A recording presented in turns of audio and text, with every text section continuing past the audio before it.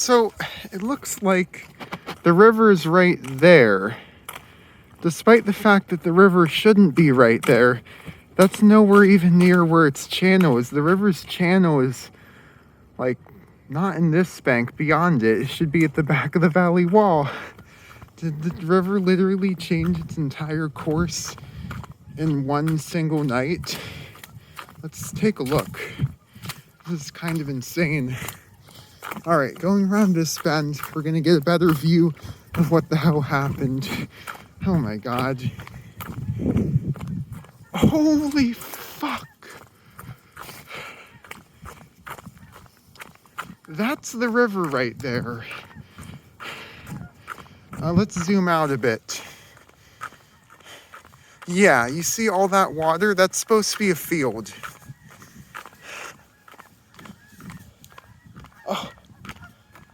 Oh my God, it did flood.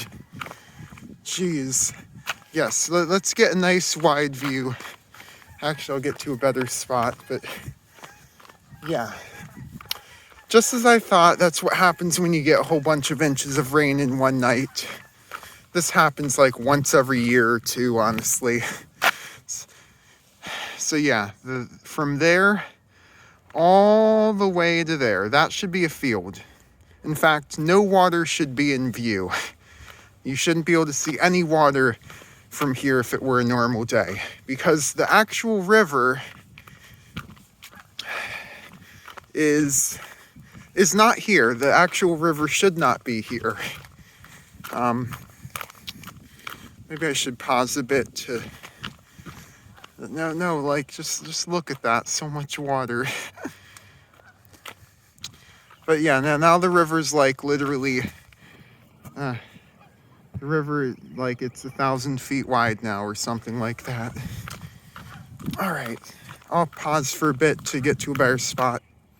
But yeah, like that little stream I saw earlier is actually flowing. The river did kind of partially divert itself. I wonder if the river is going to create a new channel here when this is all done. That would be something. Here's a close view of the floodwaters. To be fair, this down here used to be a bit of a pond. Then it completely dried up because, you know, the wall of it broke. But yeah, a lot of floodwater. Now, all right. So I found the river. I'm going to show it to you in a second. Zoom in. That right there is the river. At least it's supposed to, that's where the river's supposed to be. That's the channel of the river where you can see the fast moving water. And I don't know if the video is picking up. You can even hear it. It's like a loud rumbling, roaring sound. I'll be quiet for a bit.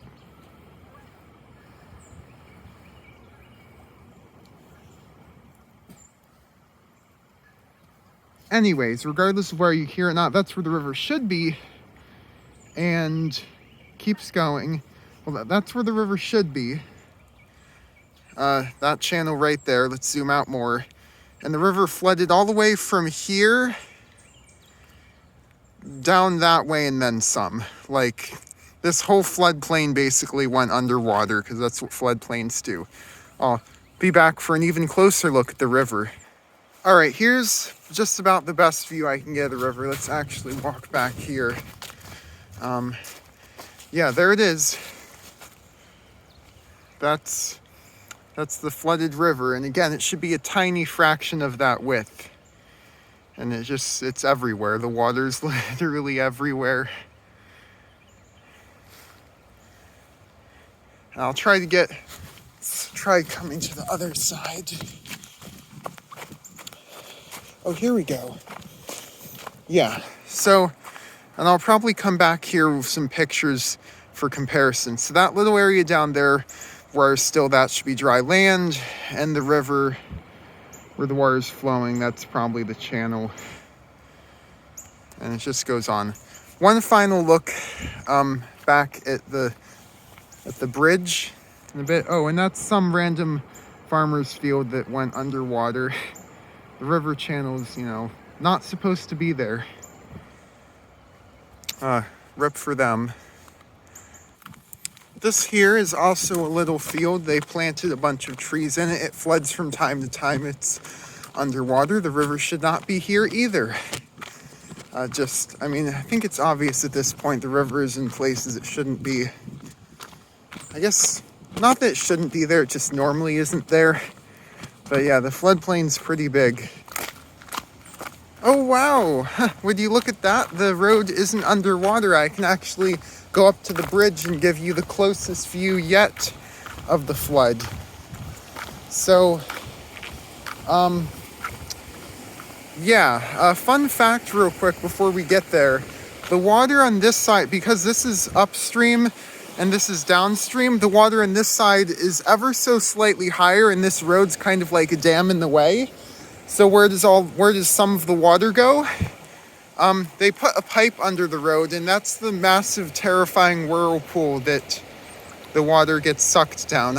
I don't even want to be close to that thing. Who knows how big it is. Actually, I do know how much water is going down there, because this is how much water is gushing out the other side. So that's a lot of water, and that whirlpool sucks probably a lot harder than it looks, so you wouldn't want to fall down there. In fact, there's another whirlpool I can show you. Where is it? Well, it would be somewhere right around here, but this is the other side. This poor tree is directly in the path of the raging waters. Oh, and by the way, if you want a view of just how much further the water goes, it keeps going, it keeps going, it keeps going, and there, this entire field, literally probably 1,000 or so feet, and it keeps, by the way, it keeps going beyond that field. After this field, there's another field past it that also got flooded. Yeah, so it's a lot of water everywhere. It got flooded real badly. And the river should not be there once again. The river channel for reference is right there where you can see the water gushing. That's the only place the river should be on a normal day. And actually, you can see the river is a natural levee that slowed the flood a little bit, thankfully. Looks like some trees got taken out there. That doesn't normally look that barren. And also in bad floods where I'm standing can be 1 or 2 feet underwater. That person up to that brick wall, almost the water can get on the road there a little bit too. So this actually is a relatively, this is not a major flood actually. This is like maybe a normal flood, minor flood. Not completely minor, but all right. Now I'm going to give you a view of the river. Oh, here we go. This is an example of what's called a natural levee at work. Basically, over time, sediments build up near the channel of the river, and it deposits in the river. The land directly adjacent to the river builds up higher and higher and higher. And because of that, the river has to get a bit higher before it can flood the field. And as you can see, the river is higher than the field. The water is having to pour over that natural levee to flow into the field. So this is actually, even if you don't build levees, rivers make them themselves as natural mechanisms to slow their own floods. That's very nice of them. Yeah, this is a fun fact. That's why the land there is slightly higher. And you can see the land all along there near the river is slightly higher than the adjacent field. And that's why it's a natural levee. Now for the river itself, I do not even dare holding my phone over this. This is a brand new Pixel 5. I don't want to risk it. This is the river. Let's zoom out for dramatic effect. Wait, no, or does it zoom in? Whatever. Yeah, this is the river. Look at that, all that water gushing. Like, oh my God, that's so much water. And I'll get it. I'm not taking my phone over the edge anymore, but yeah. This, oh look, someone's about to try crossing. But they are going to tragically find out that the other side is under fucking water and that you can't cross. Because that is literally 2 to 3 feet of raging storm water. And if you drive there, your car is going to get swept away into the river. Oh, I better tell them.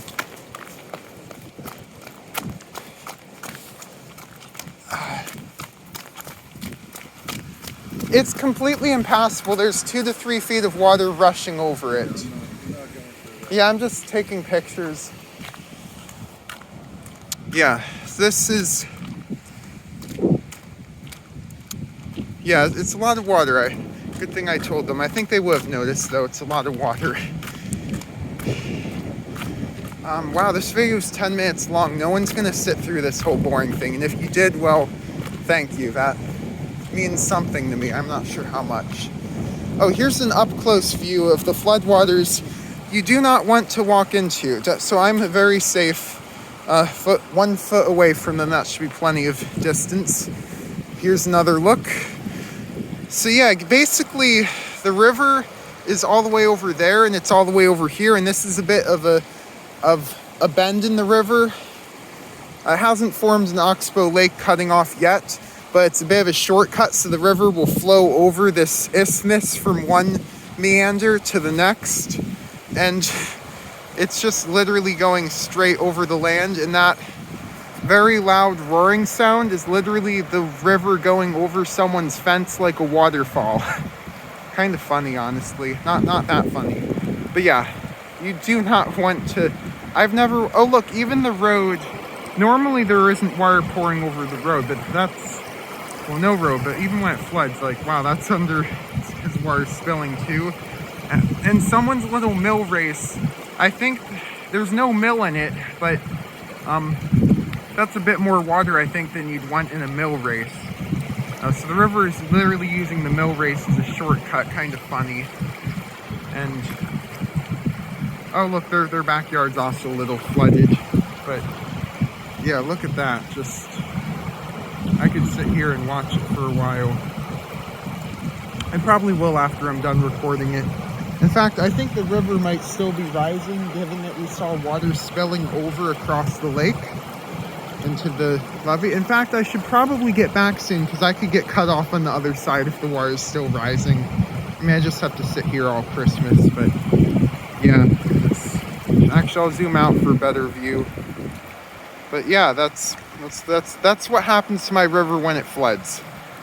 And I'll post back with how many cubic feet per second the river peaked at, or at least the nearest downstream point did, which will probably be double what really happened here.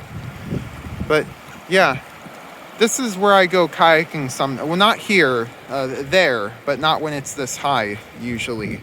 Never, actually, never. You would never go in the river. You'd die if you went in the river this high. That's how people die. But yeah, this is water that shouldn't be there. That's also too much water. All right, done.